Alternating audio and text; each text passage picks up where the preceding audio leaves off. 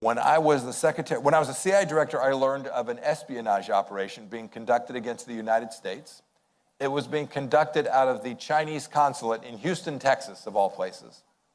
It was, best I could tell, the largest spying operation ever conducted inside the United States that we're aware of.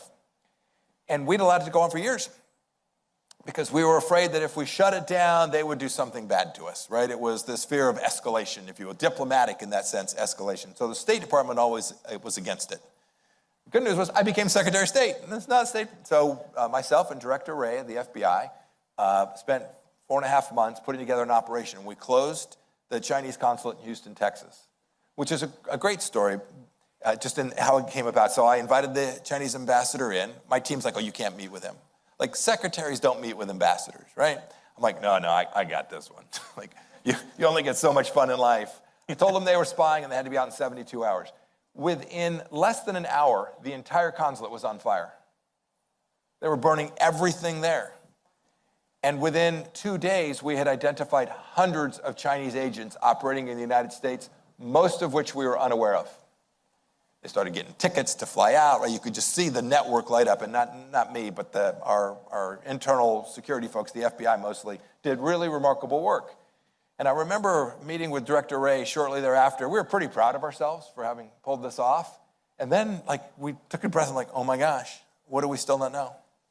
And I would be very mindful, as many of you are in the business world, they are inside your companies. They're trying to get inside your security systems. This is a full-on effort to undermine Western civilization. It's not just about stealing intellectual property. It's about shaping the minds of Canadians. And as we sit here, many of you are young. Some of you have on your phone, or your children and grandchildren have on their phone, basically the Chinese Communist Party messaging team. And they're telling your kids things, and you can't disintermediate it.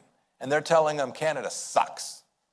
And you people are decadent, and the West is in decline. And if Canada's bad, America's really bad.